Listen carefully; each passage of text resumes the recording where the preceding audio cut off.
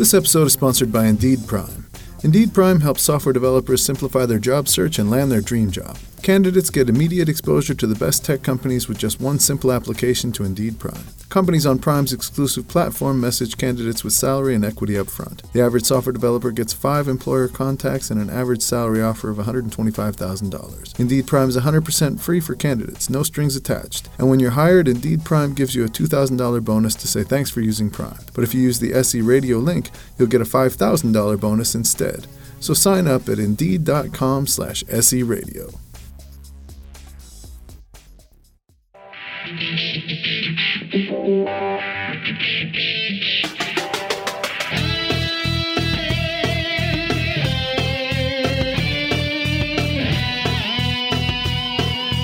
This is Software Engineering Radio, the podcast for professional developers, on the web at se-radio.net. SE Radio brings you relevant and detailed discussions of software engineering topics at least once a month. SE Radio is brought to you by IEEE Software Magazine, online at computer.org/software. Welcome to another show of Software Engineering Radio. Today with me is Patrick Kua, or Pat Kua. Welcome to Software Engineering Radio, Pat. Nice to have you here. Yeah, thank you for having me. It's great to talk to you on this podcast. Yeah. So, who are you? Who's Pat Kua? Pat Kua is a principal consultant and tech lead for ThoughtWorks, and he's usually based in London, although he's currently working from Berlin. He has over a decade of experience in software development. He has a strong focus on people, on business, and on technology. Some of you might know him for his handbook of retrospectives and the recently published book, Talking with Tech Leads. And Pat has also been involved in giving trainings on technical leadership, both internally to ThoughtWorks as well as externally. And actually, I was part of one of these trainings.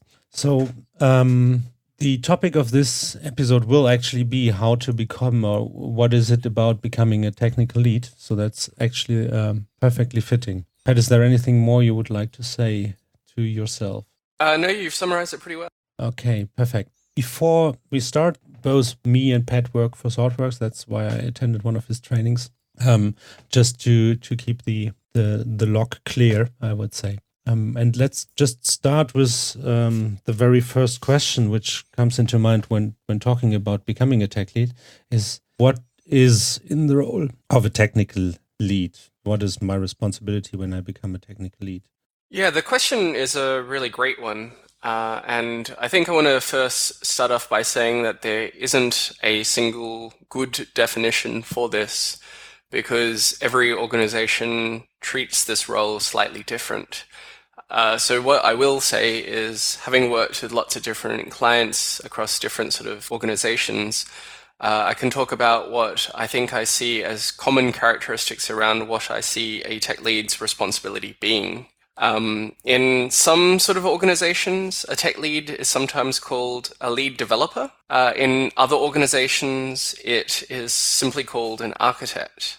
For me, the sort of combination of these two ideas is that it's not really about an architect role who's sort of sitting outside the team, but it is actually about a developer, somebody who has development skills, who has the responsibility of leading the team. And it's quite different, I guess, from maybe a senior developer who is maybe leading a certain area within a part of a system, but actually it's really trying to focus on the sort of effectiveness of a team overall. So I would expect that a tech lead is kind of writing some level of code and also working at a very technical level. So what I would say a tech lead is not is sometimes what some people might be called as a technical manager. So somebody who might be more responsible for the people sort of development or sort of reporting lines, but isn't necessarily concerned about architecture. Even though they have that technical background, they aren't necessarily really focused on where the system is. And I would expect technical managers, for instance, to be working with a tech lead. In a lot of other companies, I know Scrum Masters are very popular roles. And I would actually say that they are actually sort of a separate role. So even though a tech lead could be a Scrum Master, being a Scrum Master doesn't necessarily automatically make you a tech lead. So there's this aspect of a tech lead is still a developer, and he's focusing on the effectiveness of the team, you say. That's right. Yeah. And you would say a technical manager is exclusively focusing on the team, and a architect is exclusively focusing on the technology, and a senior developer is someone who owns a particular part of the software, when you want to contrast it? Yeah, that's right. And I really want to emphasize that these are all about roles, and it doesn't necessarily mean that an organization will have one person for each of these roles. Sometimes a person plays multiple of these roles. So sometimes, for instance, the playing the tech lead role may also be the technical manager looking after sort of the people and line management, and may be the most senior developer on the team. But there are other situations where these are for maybe scale of the team or the way that the organization has sort of structured themselves. It may be separate roles as well. I typically see, I guess, a bit more of a division between sort of the technical side, which is a bit more around the sort of architecture and the system direction, and more about the sort of people management and the sort of project management side, which might fall a bit more into the technical manager side. So that's a bit more of a common pattern that I would see.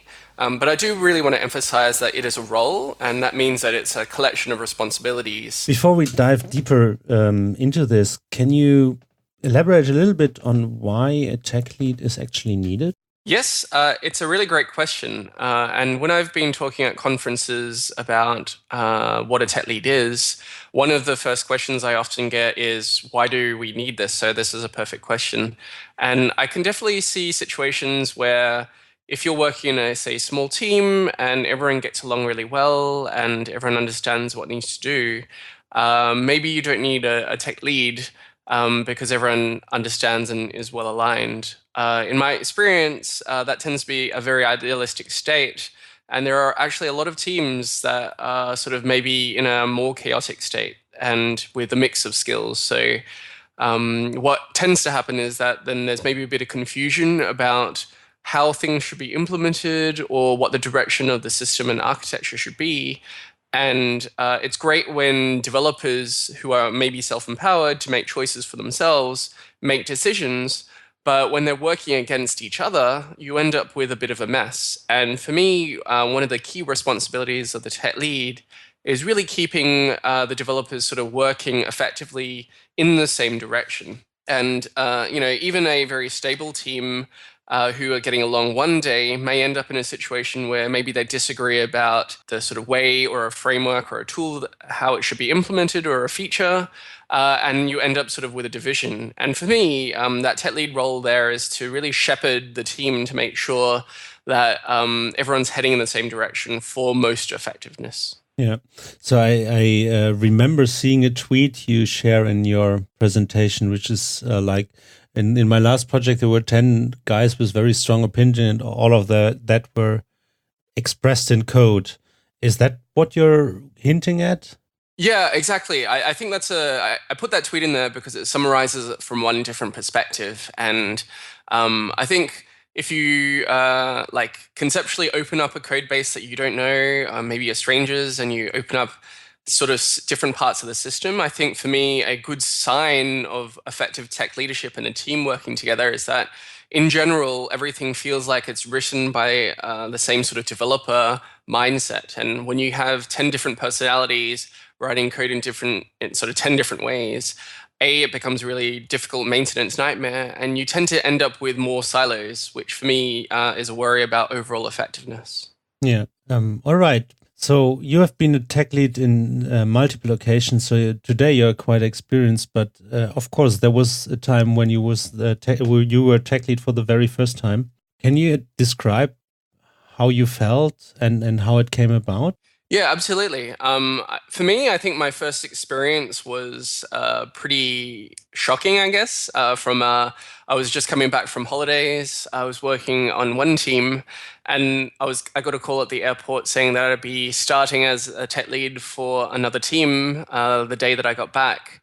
So there was kind of a bit of a shock effect about okay, I was a developer on this team. Now I'm asked to do something different. What does that exactly mean? And I think for a lot of people, who find themselves in this role, they're probably feeling the same sort of concern, right? Maybe they're confident as themselves as a developer, but then there's a whole bunch of maybe unexplained responsibilities, and what are the things you should be focusing on as a tech lead, and how is that different from being a developer? So for me, I think a lot of that experience was sort of trying to work out what that role is, because at that time I didn't really know where to go for that information. I talked to, fortunately, other people who I respected and I had access to talk about how they approach it. Yeah, but I would say that I felt a little bit maybe unsupported because I didn't have that sort of safety net where I didn't feel so safe. What did the people tell you about the tech lead role? I think what was really interesting back then was, I guess some of them talked about what they felt was really important and how they approached the role. So I remember one sort of tech lead talking to me about what they think about, which is the bigger picture and the architecture. So when you're a developer, you're probably thinking a lot more about the clean code that you're trying to write, to make sure things are testable, to make sure that you're thinking about how well designed that small component is, but you sometimes forget to think about where that fits in with the bigger picture. And I feel that in the agile space, we kind of don't talk about architecture a lot. I'm not advocating for having an architect role and just them focus exclusively on architecture, but I really believe that actually everyone should be thinking about architecture, and that's what part of the architect role helps people to do on the team, is to sort of come up at certain points to make sure that we're sort of still aligned in that same direction. Another tip that somebody gave me was really that focus on, even though you're a tech lead, part of your responsibility is also working with the rest of the team. And so for me, this was actually starting to get some more awareness of, actually, as a developer, if you see a conflict between two other people on the team, and a common strategy that you can take is to kind of just get on with the work that you're doing, and you kind of treat that as not your problem. But actually, as a tech lead, trying to resolve perhaps conflict or design arguments between two developers is actually an important thing, because you want everyone to sort of agree on the general direction. It doesn't necessarily matter about which solution is correct, but you're really wanting everyone to at least have buy-in as to what the general idea is. Have you had a conflict in your first tech leading gig? Yeah, I did actually. For me, it was like, I think as a developer and having that sort of technical background, I was quite confident in, I guess, my more technical and sort of architecture skills. And I guess dealing with people, it made me realize actually how different individuals are, and how strange people can act when they work with people in different sort of backgrounds or different skills and strengths. Can you highlight that with an example, maybe? Yeah, so I remember a particular pair on my team, and one of them was very much, so we work typically with pair programming, so two developers sitting at a computer, working on the same sort of story and feature. And one of them was kind of a really excitable kind of person who, really wanted to get on with sort of getting on with work. And the other person, their sort of style to development was a lot more, I need to actually think about this problem a little bit. I want to go off and sort of maybe try to model it a little bit and draw a little diagram. And I'm not talking about, they needed weeks or days to go do this. It was really about having some space and time. And I can remember hearing a couple of frustrations within sort of the team area about them, one person saying, I just want to get on with it. And the other person's like, I don't think we're ready for it. I don't agree on what we're actually doing. And for me, it's just two different styles, but they didn't necessarily understand that each person had different styles and hadn't come up with a way of actually working together. Yeah. So before that critical holiday, before that call on the airport, how would you have dealt with this situation, and how did you deal with it as a tech lead? I think if I had dealt with it before the holiday, I would have probably been in the it's not my problem, it's the tech lead's responsibility to sort of deal with that sort of stuff, or maybe a project manager responsibility to deal with that. So the maximum you would have done is talked with the tech lead or the project manager. Yeah, I probably would have flagged it because I guess it feels a bit strange to maybe deal with arguments that you're not involved in. Mm. And then I guess post the sort of holiday and when I was in that role, I guess I felt that it's really important that every developer can talk to each other and appreciate each other's strengths and get along. So in this situation, I think I ended up sort of taking both of the devs into a room to sort of talk about frank feedback around, what I observed. And, it wasn't in a way that really tried to sort of shame them, but it was a bit more of trying to explore where each person was coming from and where the source of it was. And I think for me, it was really useful for each person to talk about what was important to them and how they liked doing things. And I think for me, that was a really important thing to be able to then let people air that out in a bit more of a safer environment. Mm-hmm. So in the end, they agreed on a working style, or? Yeah. So in the end, what they ended up agreeing on was kind of when they picked up a new bit of work, that they would have a certain time where they would sort of maybe split their sort of pair, and the person who wanted to sort of get on with it would maybe prototype a few things or like read around some tools and technologies that were relevant to what they were going to do, and then the other person would sort of go off and sort of draw some sort of models on some index cards, and then they'd get back together after a couple of hours to talk through, how they'd actually go implement it. Mm-hmm. Yeah, that's a nice story. So we scrabbled on the surface of what the tasks of tech leads are by your first tech leading task. So we have you need to see the bigger vision of the project, the bigger architecture. Yep. And actually, we have a nice episode on architecture sketches by Simon Brown on there, who also wrote Architecture for Developers. So it might be worth listening to it. It's show number 228. And it's the working with people aspect you mentioned in the conflict example. Is there, or what are the other responsibilities you see as the tech lead responsibilities? Yeah, absolutely. So on a blog post of mine, I have a model which is like a Venn diagram. So if you look for it, you might end up being able to connect to it. And it's about the sort of role of a tech lead. And what I describe as kind of an overlap of three circles. So one of them is the developer skills. So it's for me really important that a tech lead can write code and work with the system that everyone is working on. It doesn't mean that they're only writing code, but they need to be able to do it and work with developers at any point. At the same time, there's a circle about general leadership. And what you were kind of talking about was maybe resolving some sort of conflict. But I think there are a lot of other things about leadership that effective tech lead takes on. So, part of some of the responsibilities will be, for instance, trying to convince business people that you need to spend time as a team working on technical things because you need to have that time to make sure that you're as effective dealing with maybe technical debt or infrastructure things that will actually make you a lot more effective. And it's a two-way kind of street where actually you also need to be convincing the developers not just to work on technical things, but actually to also make sure that there is a connection from what they're working on back into helping the business, because you really want to make sure you continue to build trust between sort of the technologists and the business. So there's a kind of bridging role that a tech lead typically plays. I touched a little bit upon sort of risk management, and I think for me that's a really big thing that a tech lead should be really thinking about. In most organizations, that role will often have contact points with other people outside of the team.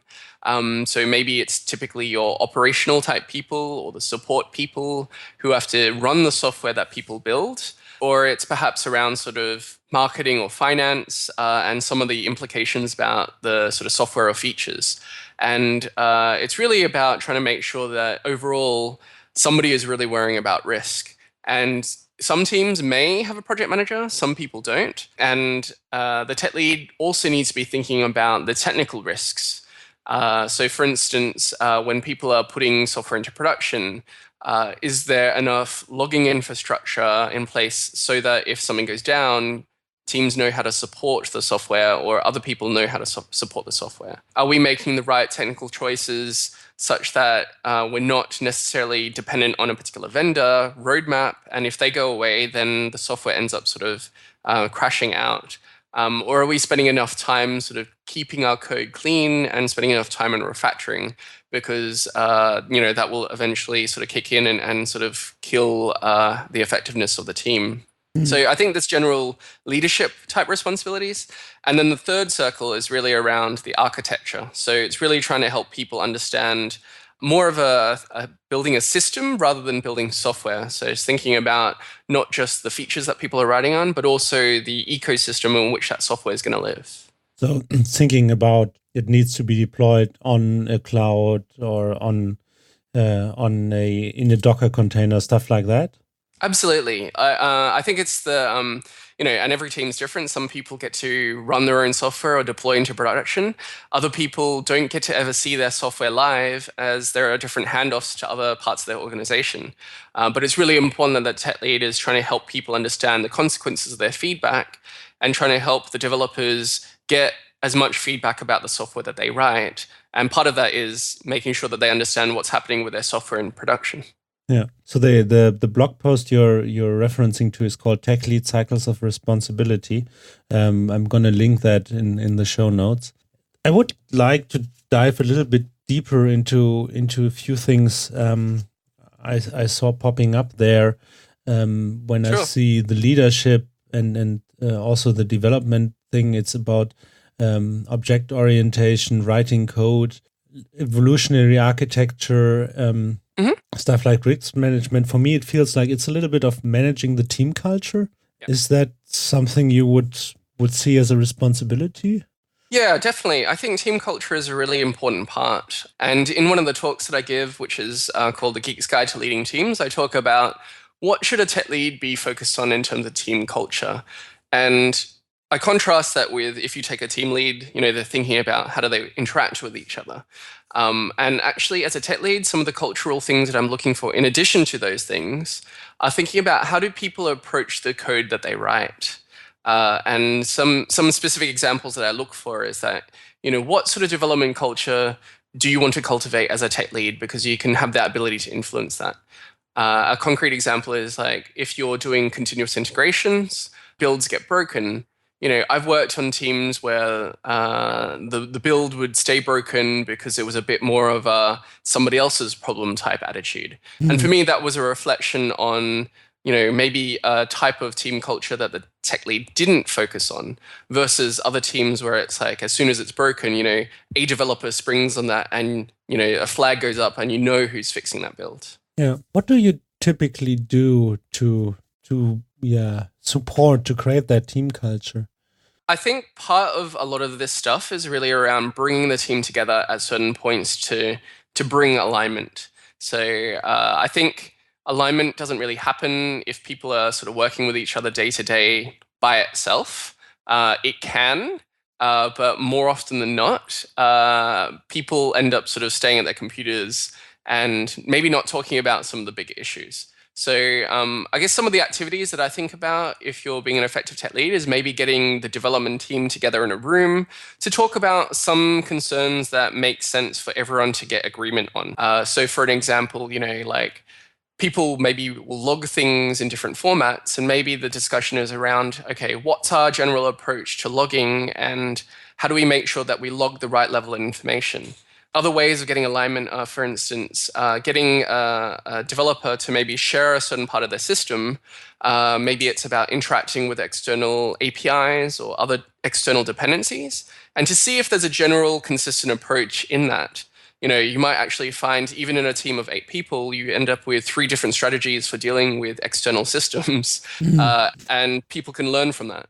Yeah. So what I hear you saying is a little bit what I'm familiar as tech huddles, where the team gets together and talks about technologies. Is that a little bit what you're hinting at? Yeah, definitely. And that sort of tech huddle is, I guess, one name and maybe one way of achieving that.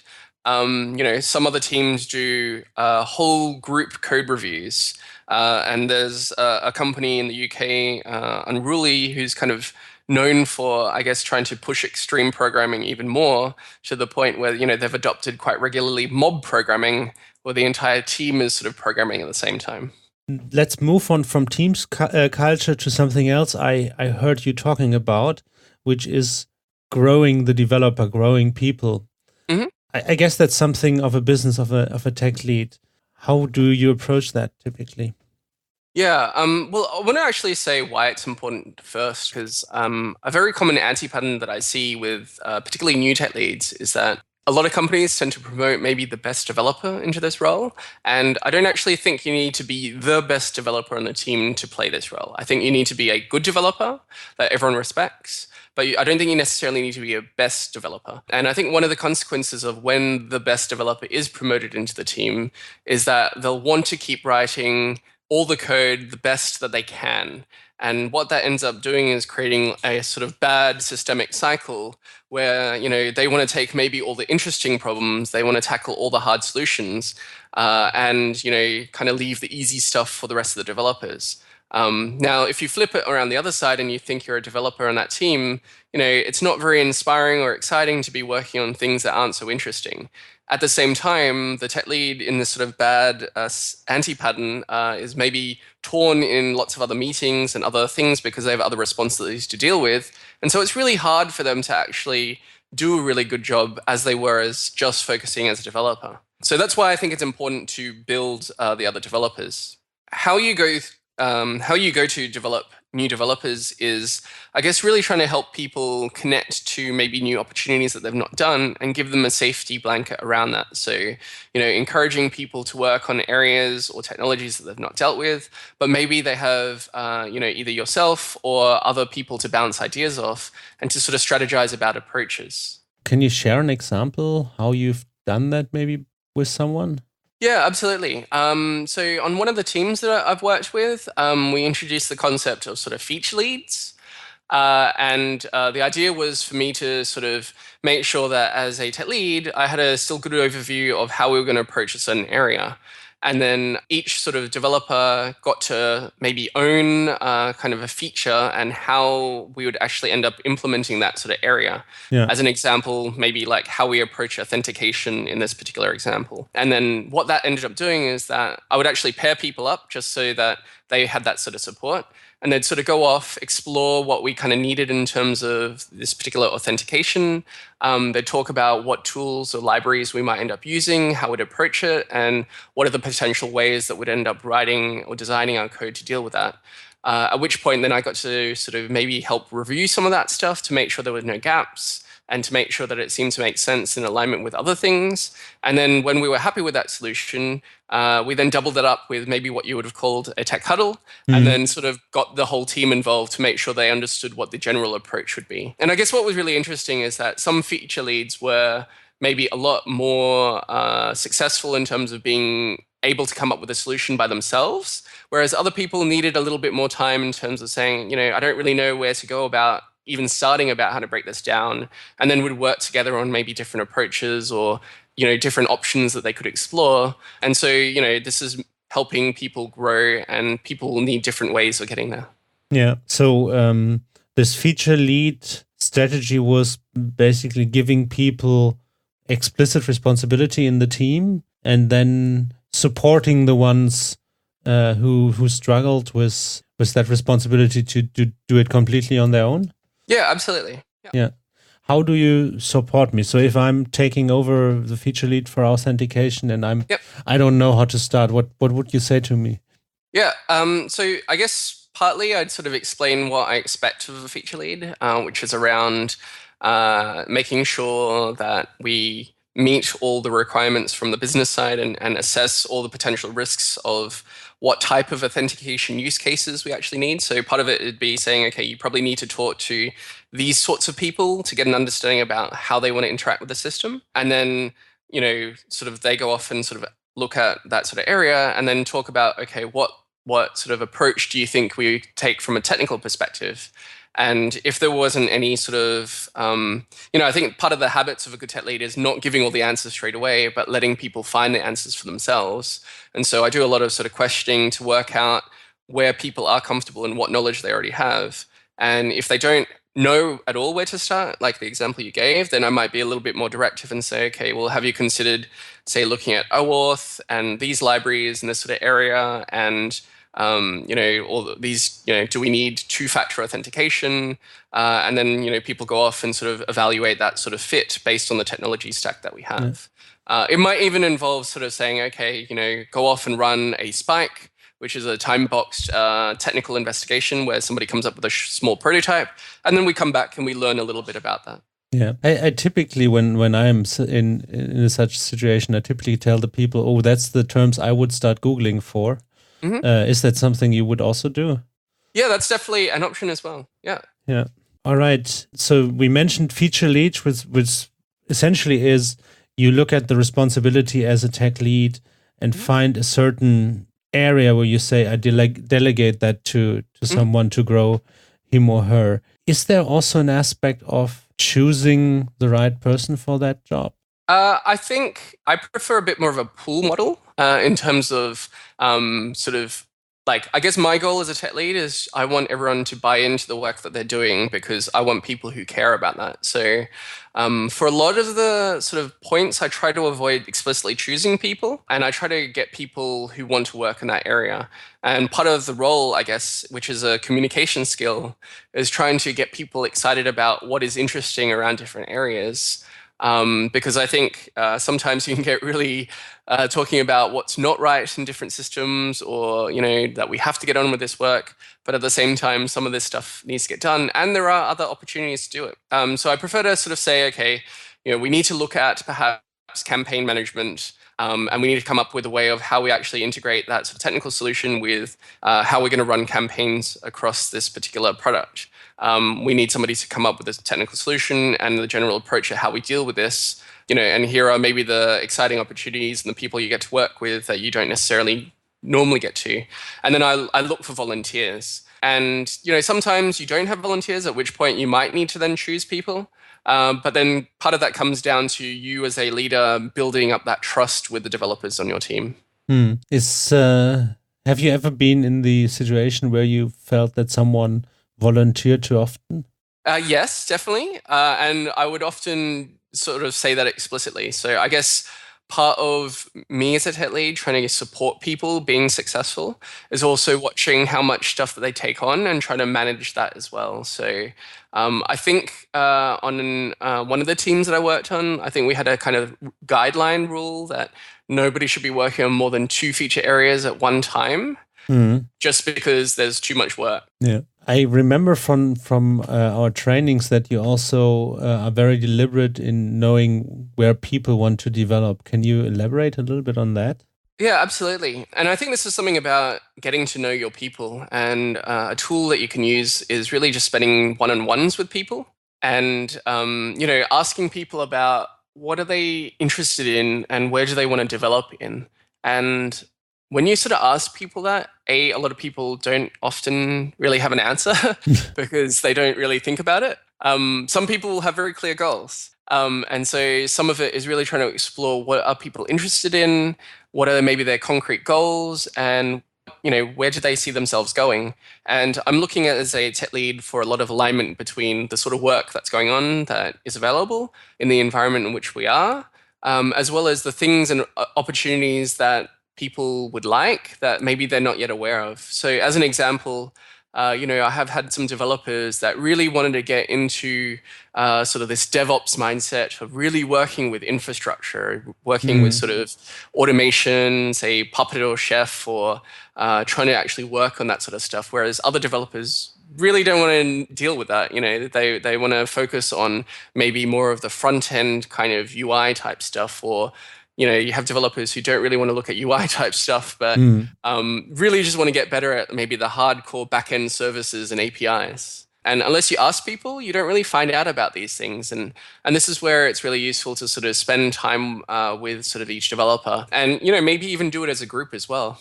Yeah. All right. Again, switching topic a little bit. You mentioned it in the beginning, as a tech lead, you need to code yourself. Yes. Why is that so?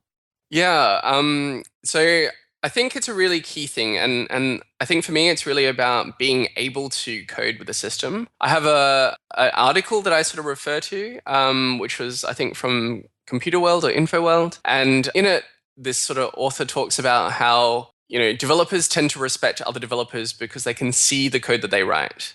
And I have an example very early on from my career where I was working in a company where there were sort of technical managers. And one of the sort of technical managers wanted me to sort of finish this tool, which would kind of connect back then sort of CVS into their internal source control system. Okay. And it was with Perl bindings and all this sort of stuff. And it was late Friday, and this manager came up and said, okay, it's really important that we get this done before the end of the day. And, we're talking about 3 p.m. on a Friday afternoon. And I'm pretty confident we're not going to get it done. And then I was like, okay, well, let's work on this together. We sit there. And then, sort of handed over the keyboard to the technical manager. And there was just this kind of like look of, what do I do next? And it was just clear to me that, he couldn't write any Perl. And it wasn't clear to me what he wanted to achieve by sort of sitting down and pairing with me on this sort of stuff. And I recognized this as a developer early in my career, is that this, okay, I'm putting this person into the non-technical bucket over here. And at that point, you end up having a very different perspective. And so as a tech lead, if your developers don't respect the fact that you can write the system, when you're helping them try to make choices as a group about the different direction, you'll end up probably making the wrong decisions, and also your developers probably won't have buy-in.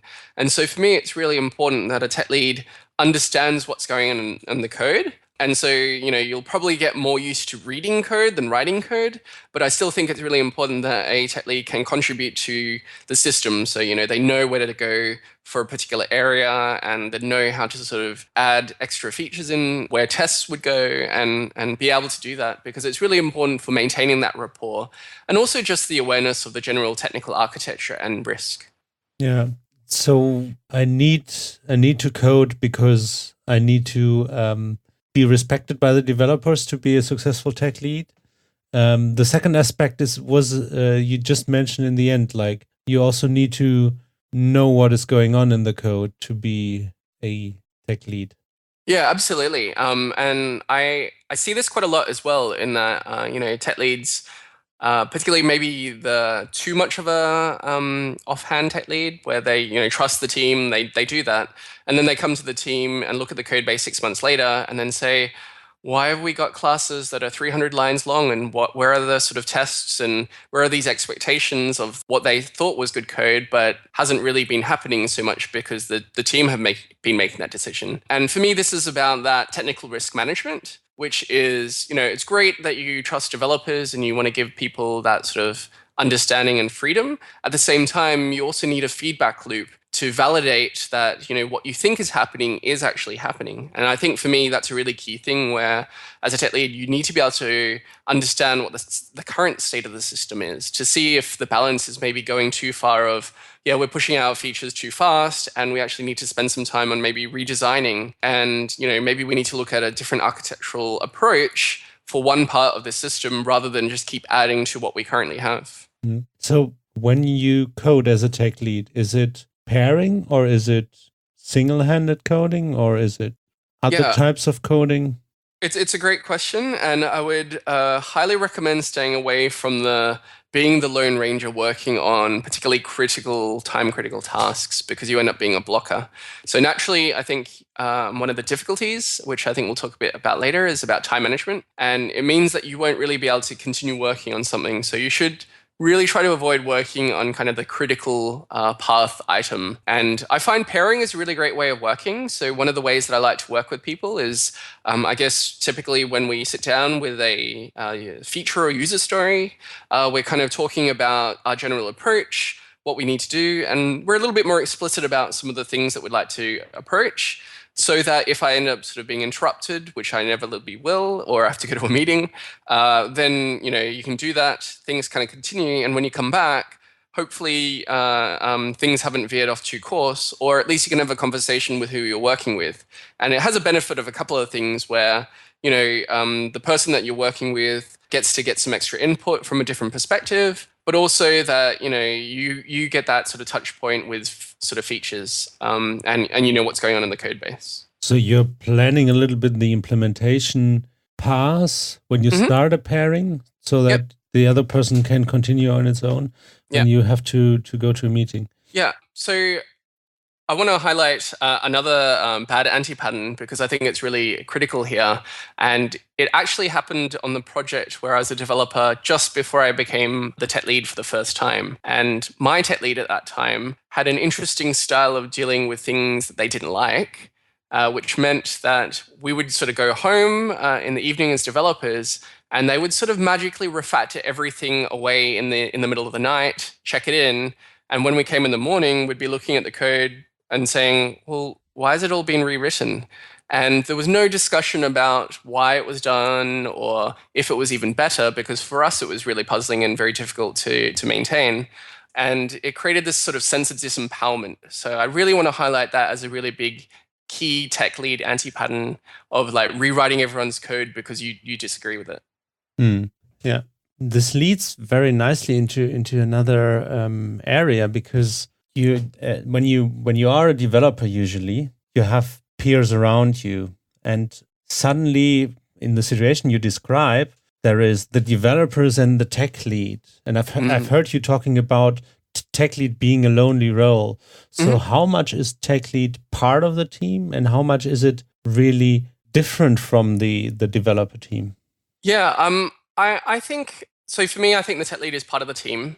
I think some of the responsibilities and a different perspective means that you kind of feel torn between two worlds. So there's one part where you are working with a team, writing code, but then at the same time, you are often drawn into other things where, maybe the business are sort of maybe screaming for new features and sort of pressure of delivering new things. Or, maybe a developer has come to you with a sensitive topic about what's concerning them, and it's really difficult to share that with everyone else because of, that personal nature. And I think this is where you feel both part of the team, but also at the same time outside. And as a developer who's maybe moved into this role, that can be really hard. So there are a lot of other roles on development teams which are typically maybe a bit more unique. So maybe you have only just one tester, or maybe you only have one sort of project manager. But as a developer, where you're normally surrounded by lots of other developers and you feel put into this role where you're both still part of the team, but a little bit out, it can feel very lonely. And apart from feeling lonely, what does this mean for you when you're becoming a tech lead?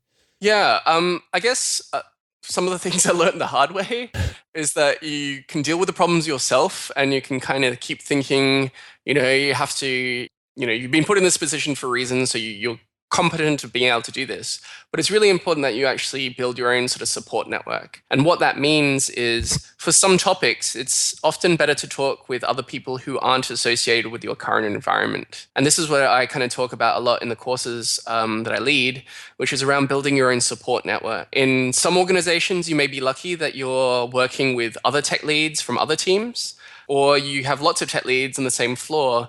And in those situations, you have the real benefit of maybe being able to coordinate something what we used to do called tech lead lunches, or a tech lead sort of session where you get them all together and you sort of get to talk about a few more of the things that are difficult to talk about with your team. It might be about managing your time and your calendar and how you sort of cope with getting back into code.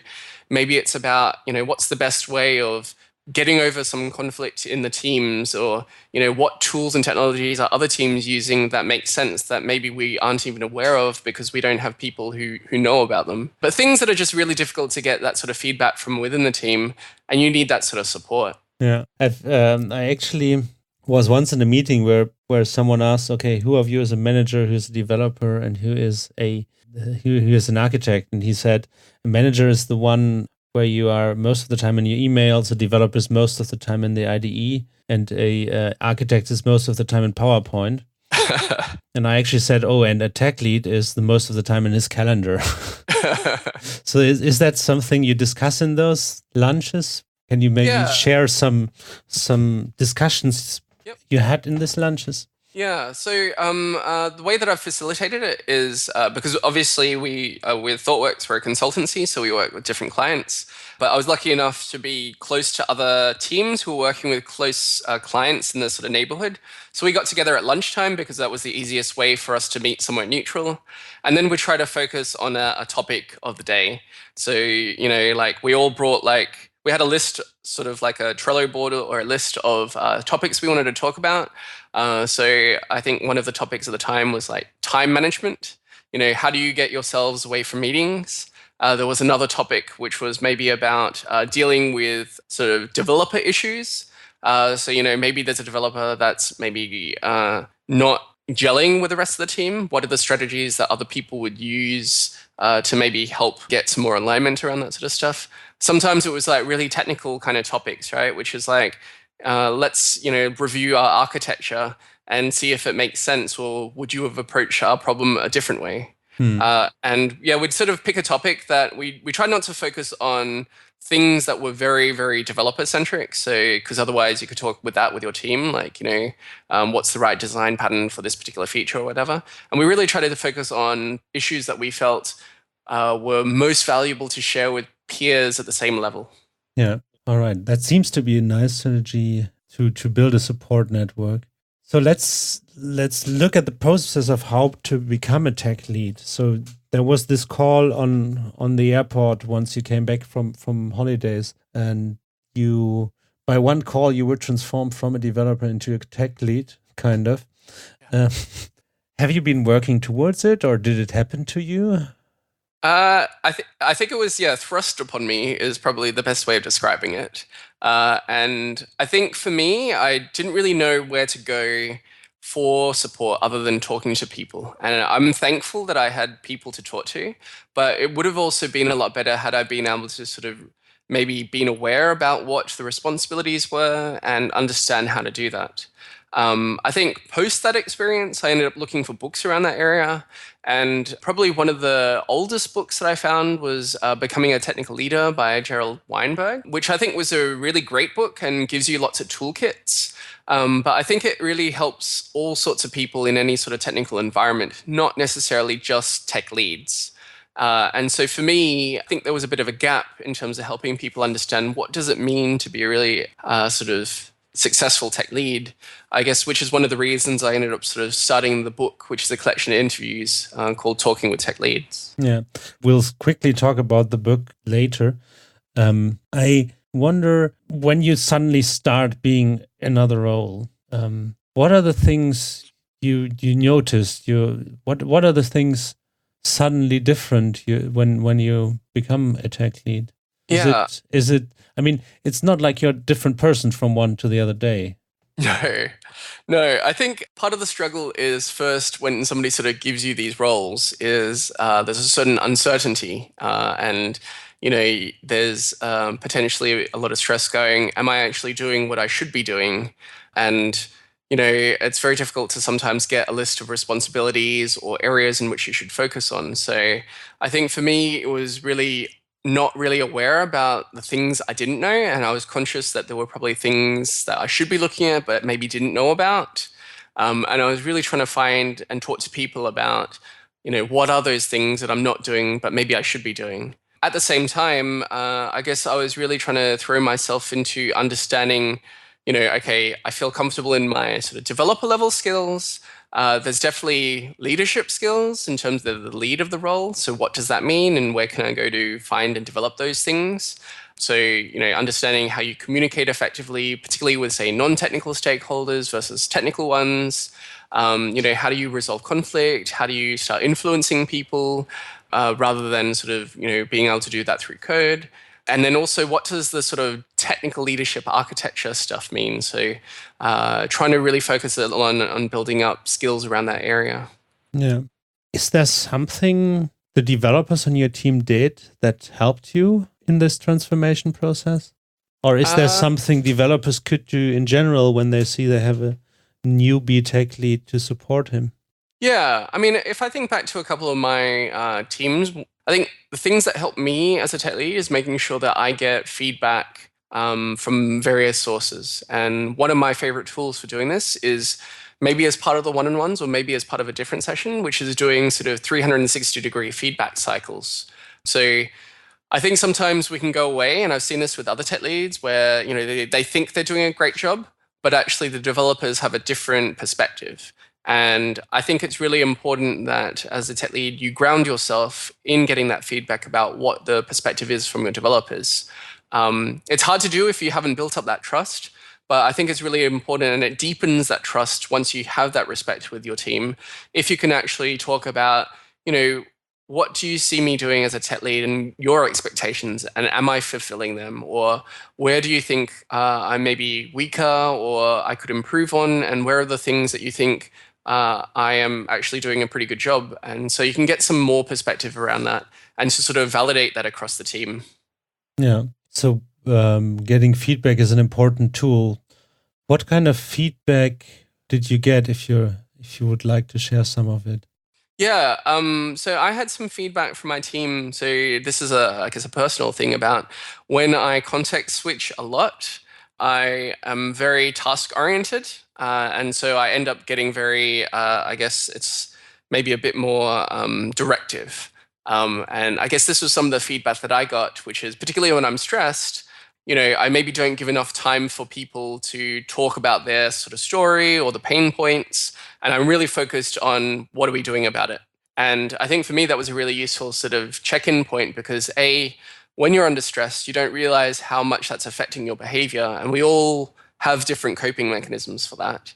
But also then that also helps me understand what's not working with the team. And we end up agreeing on a mechanism for me to sort of both deal with the stress in terms of the context switching by having sort of more specific times where maybe I could be more interrupted and times where I needed just to really focus on maybe thinking about a couple of bigger issues.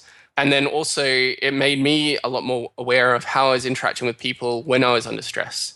So it meant that I tried to give people more time and empathize with their sort of current situation rather than trying to drive for a particular solution. Yeah. All right. Let's start going a little bit into summary. And there is one question I think is nagging around when you're doing tech lead for the first time or even today, which is, how do I know that I'm good when I'm tech leading? I think it's a great question. I've never really thought about that. What I would say is everyone has a different technical leadership style. So I think what good looks like, you have to kind of, I guess, appreciate or recognize how you approach stuff. I think a good sign that a tech lead is working is that you kind of don't really need the tech lead from a day-to-day perspective. So I think if a tech lead is kind of constantly involved in meetings and constantly giving the answers to everything, I would say that they're probably not being so effective as a tech lead. So if we go back, maybe connecting to maybe one of the first questions that you asked, which is why do we even need a tech lead, is that I guess if you're being an effective tech lead, the tech lead role should be a bit more of you can go back to being a developer role, still focusing on that sort of bigger picture and watching for where there's misalignments. But if you're doing your job effectively, then the team should be aligned and there shouldn't be so many sort of arguments or they can resolve it themselves, and there is that general consensus. Mm-hmm. Okay. So you wrote a book. It's called Talking with Tech Leads, from Novices to Practitioners. And you've been interviewing a lot of tech leads, always asking the same few set of questions. And there is multiple perspectives of how a tech lead can be in this book. Yeah. And what I actually like about it is it shows very concrete that every tech lead has his own style. Mm. What did you learn doing those interviews? Yeah, I mean, well, actually, I think the first part is what you already sort of answered, which is actually there's different approaches to taking this on, and each one is okay. And I think that's okay, is that I think when you move into that role, you'll question yourself about, am I doing the right things? And you will have your own style. And just because a tech lead on a different team approaches it differently doesn't mean you're doing it wrong. But I think for me, it was really, really understanding that there are different tools and approaches that people use, and there are different focuses. So I think for me, one of the biggest takeaways was when I am in these sort of roles, being a tech lead, I don't make enough time for myself.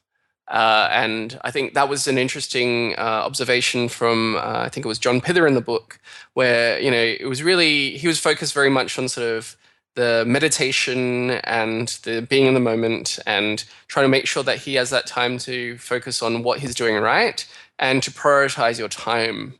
And I think for me, that was one of my biggest takeaways out of that book, which was making sure that you make enough time for yourself.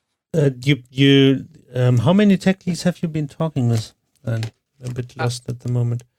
I ended up talking to about, I think, 37 different tech leads. There was a few more, but I think I was trying to get for some depth. I also tried to really focus on trying to find female tech leads. And it was really interesting because as an industry, we have a problem with sort of trying to get enough sort of female developers, but getting sort of female tech leads into the book for me was a personal goal. And that was really interesting, trying to reach out to my network of people about who I could talk to around that. Yeah. So what did the different tech leads talk about? What were the main topics you see? Yeah, so the book is split into two areas. One which is focused on novices and the people who've maybe been doing it for a while, which I've kind of labeled as practitioners. And, I guess it was really interesting because with the novices, there was a lot of commonality around that shock, which was the, I've been a developer, I'm now in this tech lead role, what does it mean? And actually, for me, it was great to hear that everyone had the same sort of struggles, because I hope that helps people recognize that if you move into that role for the first time, it's a normal thing of being in that role, and that's okay. In the sort of second part of the book, there was some emergent themes that kind of came out. And there was definitely one which was about sort of managing yourself, which was a whole sort of theme. And this was really trying to focus on prioritizing your time, making sure that you understood, where you're spending your time to be most effective. And actually, it's okay to sort of spend time sort of planning where you spend your time. And I think that's really important. There was a whole section around people. And I think for developers, this will probably be one of the more difficult parts to develop.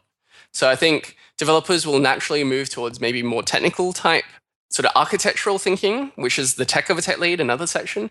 But I think understanding people and dealing with difficult people circumstance is like something you don't really practice as a developer. So you don't have that experience to build on. And you'll need that when you actually move into that role. The final sort of category was really around bridging sort of tech with the business. So we haven't really talked about it much in this sort of context because I think we felt a little bit more inwards and on the sort of architecture and technical side. But there's a really key thing where the tech lead role in a lot of organizations is about this sort of bridging with the business. So trying to make sure that there's a close connection to what the sort of technical team are delivering to business value and helping the business understand what the technical terms mean, what the architecture means, and what decisions, what the implications of decisions are and how they affect potential business opportunities. That was my last question. So now is your opportunity to ask to any question I should have actually asked. So is there something you want to say in the end? Some final last pearls of wisdom? Yeah, I guess my advice to people who want to develop themselves as a tech lead is that I hope that a lot of the sort of mapping out about what a tech lead should do is a little bit clearer through sort of some of the work that I've been trying to focus on. And I hope that it really helps people start to understand that it is a map of different sort of skills and areas. And then you can find ways of developing and finding ways of sort of practicing some of those skills to make it explicit. I definitely sort of say make sure that you build up your own support network, and that's a really key thing. And that actually being a tech lead shouldn't be sort of a shameful thing, because some people think that sometimes you move post-technical, but actually it is about having a really positive impact because as a developer, you get really frustrated sometimes about your environment, but actually as a tech lead, you get to help shape that. And I think that's a really exciting opportunity. Mm-hmm. All right. Thank you very much. How can people find out more about this topic? So there's obviously the book they can buy and read. Yep. You can. So I tend to blog a lot, or maybe not a lot, but quite frequently on these sorts of topics about technical leadership on my website, which is www.thekua.com. And then I'm also pretty active on Twitter, and I'd love to hear, questions and puzzles, or even your thoughts about what you think tech leads should have. I think I learn a lot by talking to people about, the problems that they're having, and I love to share my experiences. So do reach out. My Twitter handle's Pat Kua. Yeah, and of course there's the book website, which you can find on LeanPub. All right. Yeah. So the next thing would be how to reach out to you. All of that will obviously be in our show notes. So we will link the blog post mentions and also Pat's website as well as Twitter profile. Being at that, thank you very much, Pat, for this interview. I think it was very, very interesting. Thank you for having me. It's you've had some really great questions, and I've really enjoyed the discussion. Thank you. Very good. So we as SE Radio, of course, want to hear what you think of this show and of all the other shows. So reach out to us, use the comments on the website to comment on this episode. We have a team email, which is team@se-radio.net. We have a Twitter handle, which is @SERadio. You can find us on LinkedIn, Google+, Facebook. Just let us know what you think of us. That would really, really help us. So with that, I thank you for today. This is Johannes for Software Engineering Radio. Thanks for listening. Bye.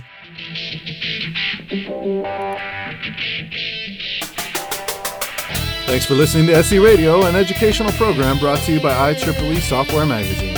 For more information about the podcast, including other episodes, visit our website at se-radio.net. To provide feedback, you can write comments on each episode on the website or write a review on iTunes. Mention or message us on Twitter @SE Radio, or search for the Software Engineering Radio group on LinkedIn, Google+, or Facebook. You can also email us at team@se-radio.net. This and all other episodes of SE Radio is licensed under the Creative Commons 2.5 license. Thanks again for your support.